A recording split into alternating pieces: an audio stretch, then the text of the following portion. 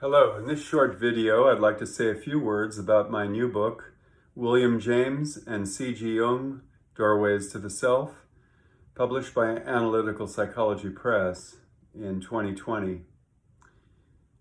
What do I mean by doorways to the self? Well, obviously this is a metaphor, and I give various quotes from the writings of William James, the founder of American psychology, and Carl Jung, the founder of analytical psychology in Switzerland.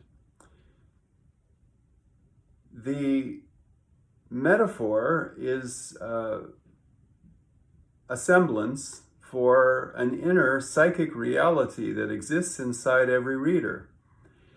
In other words, it's a living spiritual reality, the doorway being a place in the soul that can be accessed through various techniques, one of which is breathing, the simple technique of breath work, one method being pranayama, or other types of breathing, whether it be in vipassana meditation or just paying simple attention to the breath, or through what William James called catching the fourth wind in his 1909 essay, The Energies of Men.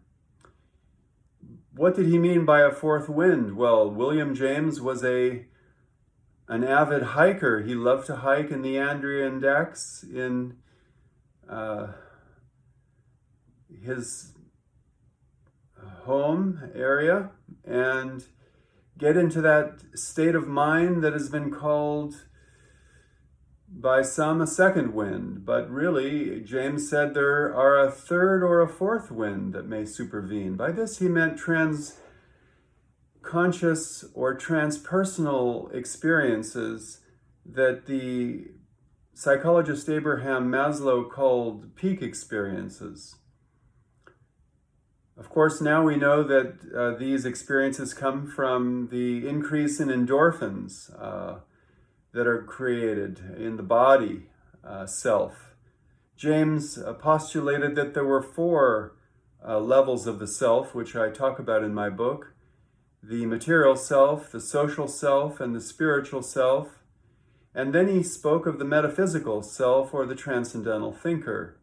I use this concept of the self in James to try and make Carl Jung's ideas simple and practical and pragmatic for the reader. So I hope you'll take a look at the book and enjoy the pages.